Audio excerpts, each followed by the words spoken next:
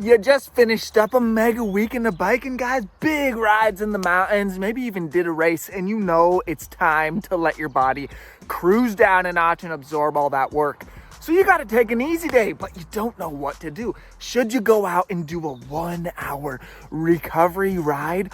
Or is it better to just plant your ass on the couch and do zero exercise that day?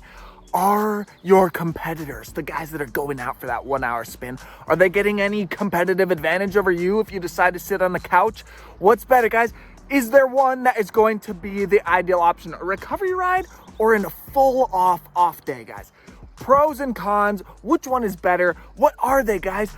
What would Lance do? Is he going out and doing a little recovery ride, or is he just sitting on the couch, guys? We're gonna go into it today, guys. A bit of a pros and cons. What are the two?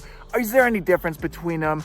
The recovery ride or a full-on off day, zero exercise? What's better? Let's get right into it, guys. All right, so we're gonna start this off with giving a brief explanation of what they both are, which is quite obvious. Obviously, a recovery ride is a very, very, very low pace ride. A lot of people, for those who use the FTP, 50% or below of your FTP. It's one of those rides, guys, where you go out and you're going so slow that you feel annoyed to even be out biking at times.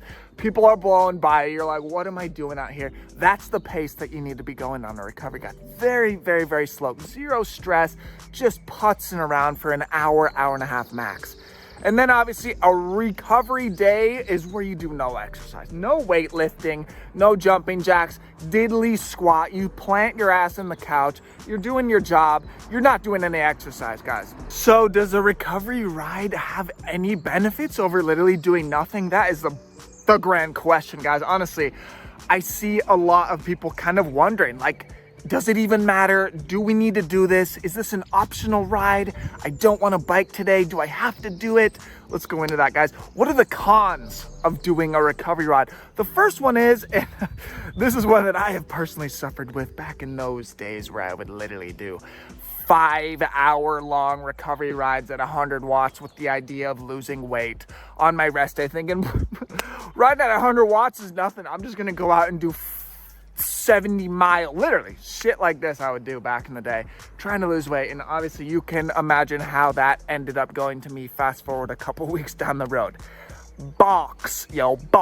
Anyway, very easy to accidentally get caught into the trap of doing too much. You link up with your buddies out there on the recovery ride. Maybe they're not doing a recovery ride.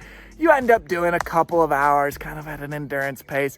Maybe you're not going to destroy yourself and just overtrain yourself to the ground that day. But guys, those little efforts, they go adding up, and that's not a day where we're really letting ourselves deload. So it's very easy to kind of accidentally overdo it. It's nice weather. You're out there, what's 1 hour and a half, 2 hours, 2.5? And then you end up actually not really doing a day where it's super easy on your body. Second con, guys, and this is kind of along those lines. We've all heard this idea that overtraining doesn't exist. It's all just a lack of nutrition, aka eating too little and training too much, that we can't simply keep up with our caloric intake that we're burning. So guys, this is a real thing. There are times where, like, you might be smashing the food with absolutely zero intention of dieting, but you might just be creating a calorie deficit. Even so, if we're doing huge training hours, it's possible to do, and I've done it myself. With that in mind, if you go out and you do a recovery ride, maybe it's only 600-800 calories, but that's another 600 or 800 calories that you're probably not going to be able to replace. And guys, again, we're thinking long-term, big picture. Every single week that we're in a deficit is just a stress on our body. Again, our body doesn't like that. So honestly, if you're in that situation where you just feel like you're never able to catch up on your calories, never get enough in, you're always feeling a little depleted, maybe doing that recovery ride is just putting you a bit farther behind, okay? So keep that in mind if you're one of those people really training hard. Maybe doing that recovery ride is just not really doing any good for you. It's just putting you even farther into a calorie deficit, and that might end up hurting you down the road. Third con I want to talk about, guys, and it sounds kind of stupid, but it's the mental fatigue. I know, putting on your bike clothes takes 3 minutes, right? Even in the winter when it's a bit longer, we have to put on more clothing. 8 minutes max, okay? It's really nothing, but That, in my case, and I know this happens to others, sometimes on the rest day you're tired, the last thing you want to do is just jump out of bed, get off the couch, and put on all those clothes. And I know it sounds ridiculous and stupid, but that little bit of extra mental energy is what we do not want to use up on our rest day, guys. It's all about doing everything is low stress, not using a single ounce of motivation. Maybe you have to go out and do your recovery ride on the trainer in that day, and it's just a drudgery thought. Absolutely don't waste that mental bullet doing a recovery ride, guys.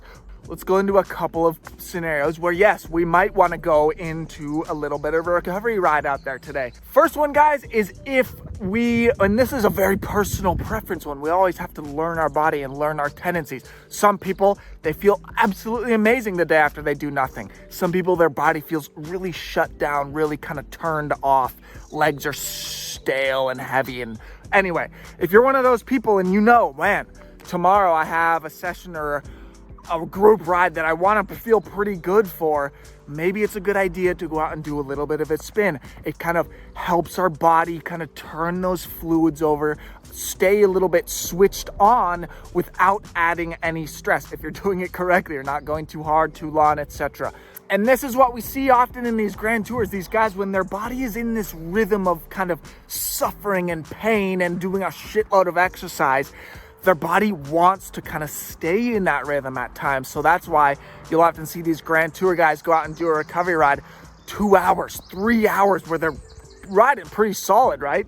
That's because they want to keep their body in that rhythm. But it's dangerous, obviously. If you're in a training cycle, you got to be really, really careful with that. Sometimes doing a recovery ride, you go out and your legs are nice and sore. Maybe you did a hard session yesterday, a race or whatever. You go out and you do a recovery ride and you spin around and you go feeling better and better throughout the recovery ride.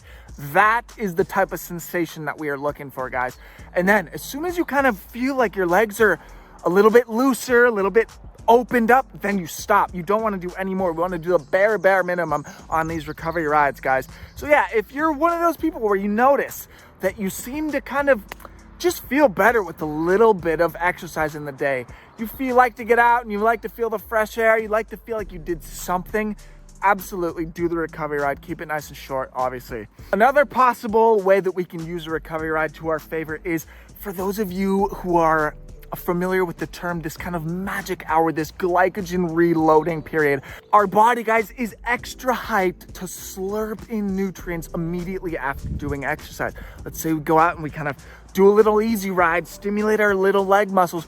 Once we get home and we eat our lunch, our body is extra hyped to slurp down that nutrients, okay? If you know you're really in a heavy training phase and you just need to get that glycogen tank topped up again, you've been hitting it hard, use this, guys. Go out, do a little ride, come back and plan your meal right then. Major heavy on the carbs, good solid proteins.